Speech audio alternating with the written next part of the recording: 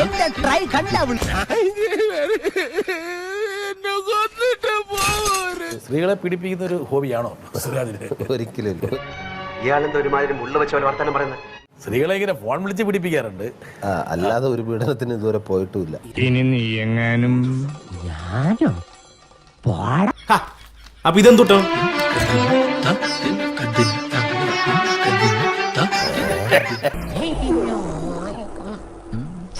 എന്താ ഉറക്കം വരുന്നു?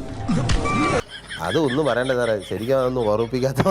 സ്ത്രീകളെ പീഡിപ്പിക്കുന്ന ഒരു ഹോബിയാണോ? രണ്ട് പെറ്റതാണെങ്കിലും കുഴപ്പമായിരിക്കും. വേണ്ടാട്ടോ, നീ ചായ അടിച്ചാ മതി, നീ എന്നെ അടിക്കാൻ നിൽക്കണ്ട. ഓക്കെ, മറക്കാനായിട്ട് ശ്രമിക്കുന്ന നിമിഷങ്ങളാണ്.